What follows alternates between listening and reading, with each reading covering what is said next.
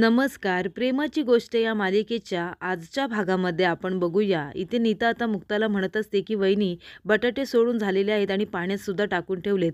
बटाट्याच्या काचऱ्या करायच्या आहेत ना?" तेव्हा मुक्ता म्हणते, "बरोबर. बटाटे सोडून झाले, पाण्यामध्ये टाकून झाले आणि काय तर सागर सरांचे कपडे धुवून झाले, त्यांना इस्त्री करून झाले. बरोबर की नाही? रुमालसुद्धा त्यांना तू शोधून दिलास ना?" तेव्हा नीता म्हणते, "नाही वहिनी, मी हे सगळं काहीही केलेलं नाही आहे." तेव्हा इथे मुक्ता म्हणते, "तू नाही तर दुसरं कोण करणार सांग बरं?" तेव्हा नीता म्हणते, "नाही, नाही, मी खरंच काही केलेलं नाही आहे. उलट मला दादूची खूप जास्त भीती वाटते." तेव्हा मुक्ता म्हणत असते, "बघा ना बापू, मी हिला सांगितलं होतं की सागरची कुठलीही कामं करायची नाही. तरीसुद्धा हिने त्यांचे कपडे धुतले आणि त्यांना इस्त्रीसुद्धा केली आणि त्यांना रुमालसुद्धा शोधून दिला." तेव्हा नीता म्हणते, "नाही, नाही, मी काहीही केलेलं नाही आहे. उलट मला दादूसकडे बघायलासुद्धा भीती वाटते. मी कशाला त्यांची कामं करायला जाऊ?" तेव्हा इथे बापू म्हणत असतात, की "नाही, ही असं काही करणार नाही, मला माहिती आहे. अगं सूनबाई, या घरामध्ये वरवर नाही दाखवलं तरी आतून त्याला मदत करणारी काही कमी माणसं आहेत का? मला माहिती आहे हे लकी नाही तर कोमलने केलं असेल, नाहीतर इंद्रा आहे त्याची आई. तिला बघवते का आपल्या मुलाचं दुःख? तिनेच त्याची ही सगळी कामं केली असतील." तेव्हा इथे बापू बोलत असताना इथे आता इंद्रा येते आणि त्यांचं सगळं बोलणं ऐकत असते. तेव्हा तिला खूपच जास्त बापूंचा तर राग येतो. तर इथे मिहीर म्हणत असतो मिहिकाला, "बरं झालं तू मला भेटायला बोलवलंस. तसंही मी तुला भेटायला येणारच होतो." तेव्हा मिहिका म्हणते, "मी इथे तुला भेटायला आली आहे, आपल्याबद्दल बोलायला आलेले नाही आहे. मी जिजू आणि ताईबद्दल बोलायला आली आहे." सईसुद्धा त्यांच्याकडे आली. त्यांचं लग्न झालं आता. सईची कष्टळी मिळाली आहे. तरी ते दोघं सतत एकमेकांबरोबर भांडत असतात आणि जेव्हा मिहिका बोलत असते, तेव्हा ती पाणीपुरीकडे बघत असते. तेव्हा इथे मिहीर म्हणत असतो, "मिहिका, आपल्याला एवढी मोठी चर्चा करायची आहे. चल आपण एक काम करूया. आपण पाणीपुरी खात-खात चर्चा करूया ना." तेव्हा मिहिका म्हणते, "कशाला? मला नाही खायची पाणीपुरी." तेव्हा मिहीर म्हणतो, "अगं त्याच्याकडे माझे कधीचे ₹25 आहेत. तो काही परत देणार नाहीये. तेव्हा आपण आता एक प्लेट पाणीपुरी खाऊच या ना." तेव्हा इथे मिहीर म्हणत असतो, "काय दादा, एवढी गोड चटणी टाकली आहे. आता ही पाणीपुरी आहे की मालपोहा?" तेव्हा इथे मिहीर म्हणत असतो, "मला गोड केले चालेल, पण या मॅडमला आहे ना तिखट पाणीपुरी करा." तेव्हा मिहिका आपल्या मनामध्ये म्हणत असते, की मिहीरला अजूनही माहिती आहे की मला तिखट पाणीपुरी आवडते आणि ती म्हणते, "नाही, नाही मिहिका, आता पुन्हा तुला मिहीरच्या प्रेमात पडायचं नाहीये." तर इथे इंद्रा येते आणि म्हणते, "अरे वाह! वाह! मस्त नीता आहे, तुमची सूनबाई आहे आणि तुम्ही सुद्धा मला चुकीचं ठरवताय का? म्हणजे इथे तुम्ही सगळेजण मिळून माझी चुगली करताय, की मी माझ्या सागरला मदत केली?" तेव्हा बापू म्हणतात, की "इंद्रा, इथे तुझी कुणीही चुगली करत नाहीये." तेव्हा इंद्रा म्हणते, "माझ्या मुलाचं खाणं-पिणं बंद केलंय तुम्ही.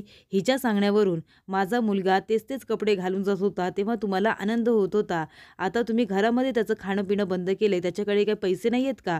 त्याने बाहेरून त्याची कामं करून आला असेल ना तो. आता तुमचा निरोप त्या इस्त्रीवाल्यापर्यंत पोहोचला नसेल. त्याने दिले असेल इस्त्री करून. मी काहीही केलेलं नाहीये आणि कोमल आणि लकीने सुद्धा सागरला मदत केलेली नाहीये आणि स्वातीने सुद्धा." तर इकडे आता बापू आणि मुक्ताला प्रश्न पडलेला असतो, की सागरला नक्की मदत करतंय तरी कोण? तरी ते मिहीर मिहिकाला म्हणत असतो, "हे घे मिहिका, तुझी फेवरेट पाणीपुरी." तेव्हा मिहिका म्हणते, "मिहीर, काय झालंय तुझं? इथे मी तुझ्याशी काहीतरी महत्त्वाचं बोलायला आले आणि तू पाणीपुरी खात बसलायस. मला नाही खायची तुझी पाणीपुरी." तेव्हा मिहीर म्हणतो, "काय झालंय तुला?" तेव्हा मिहिका म्हणते, "हे ताई आणि जिजूंचं लग्न झालंय, तरीसुद्धा ते दोघं जण सतत भांडतात. त्यांना आता एकत्र आणायला नकोय का?" आणि ती बोलत असतानाच एक बाईकवाला तिथून जातो. तेव्हा मिहीर लगेचच मिहिकाला आपल्या बाजूला खेचतो. तेव्हा बाईकवाला म्हणतो, "काय हिरो, रस्त्यामध्ये उभं राहून काय बोलताय तुम्ही? एका बाजूला उभं राहून बोलता येत नाही का?" तेव्हा मिहीर म्हणतो, "मिहिका, तू ठीक आहेस ना?"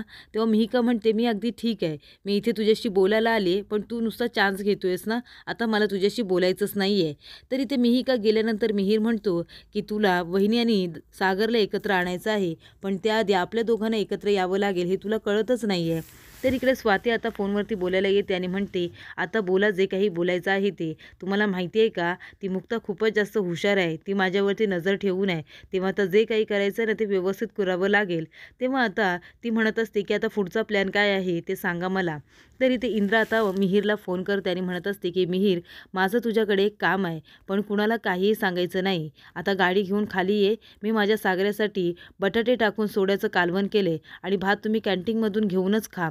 तेव्हा मिहीर म्हणतो, "पण त्याची काही मला गरज वाटत नाही आहे मावशी, कारण इथे ऑलरेडी डबा आलेला आहे. घरचा डबा आहे. म्हणजे इथे वांग्याचं भरीत आहे आणि कोबीची भाजी आहे. मऊ-मऊ चपात्या आहेत आणि सॅलडसुद्धा पाठवले आणि अगदी घरचं जेवण आहे." तेव्हा इंद्रा म्हणते, की "वांग्याची भाजी आणि कोबीची भाजी माझ्या सागऱ्याला कोणी बनवून दिली असेल, ते सुद्धा घरचं जेवण. ही मुक्ता माझ्याबरोबर डबल गेम तर खेळत नाही आहे ना." तेव्हा इंद्रा येते आणि म्हणते, "काय गं सूनबाई, तुझं काय चाललंय काय?"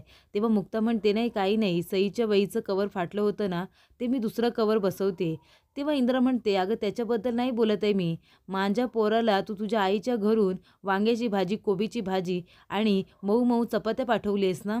तेव्हा इथे मुक्ता म्हणत असते, "नाही, मी तर काहीच केलेलं नाही आहे. मी कशाला पाठवू ना त्यांना?" तेव्हा इंद्रा म्हणते, "मला माहिती आहे, तू आहे ना सगळं हे नाटक करतेस. म्हणजे माझ्यापासनं आणि माझ्या नवऱ्यापासून माझ्या पोराला दूर करतेस आणि स्वतः त्याला तू तुझ्या आईच्या घरामधून हे सगळे पदार्थ बनवून खायला घालतेस का?" तेव्हा मुक्ता म्हणते, "नाही मम्मी, खरं सांगते मी. मी काहीही केलेलं नाही आहे." तेव्हा इंद्रा म्हणते, "मग कुणी केलं असेल? माझ्या पोराला जर तुला वांग्याची भाजी द्यायचीच होती, तर त्याच्यामध्ये बारीक सुकट नाही तर सोडं तरी टाकून द्यायचं ना." तेव्हा इथे मुक्ता म्हणते, "मी हे सगळं कशाला करू मम्मी? मी खरंच काही केलेलं नाही आहे. उलट मी सुद्धा हे शोधूनच काढते, की सागरला हा डबा कोण पाठवतंय? त्यांना ही सगळी मदत कोण करतंय?" तेवढ्यातच तिथे आता स्वाती येते. तेव्हा मुक्ता म्हणत असते, "स्वाती, खरं खरं सांगा, म्हणजे तू सागरला वांग्याची भाजी, कोबीची भाजी डबा पाठवलेस का? मला काही वाटत नाही आहे. तुझा भाऊ आहे, तू पाठवलास तरी चालेल. पण आपण त्यांना शिक्षा कशासाठी देतोय तुला माहिती आहे ना?" तेव्हा स्वाती म्हणते, तुझ्या शिक्षेभिक्षेत मला इंटरेस्ट नाही आहे, कळलं ना? मी काही केलेलं नाही आहे." तेव्हा इंद्रा म्हणते, "मग सागरला डबा कुणी पाठवला?" तेव्हा स्वाती म्हणते, "मला नाही माहिती, पण कोमल कुठे आहे? मला जरा तिची मदत हवी आहे. मी दुबईला चालली आहे ना, मला जरा पॅकिंग करायची आहे." तेव्हा मुक्ता म्हणते, "दुबईला म्हणजे मला कोमल सांगत होती, की तुमचे मिस्टर तिथे पीजीमध्ये राहतात ना, मग 3-4 लोकांमध्ये तुम्ही कसे काय ॲडजस्ट होणार आहात?" तेव्हा स्वाती म्हणते, "तुला काय करायचं आहे? माझ्या नवऱ्याने मला रस्त्यावरती ठेवली ना, तर मी त्याच्याबरोबर रस्त्यावरती राहीन, कळलं तुला?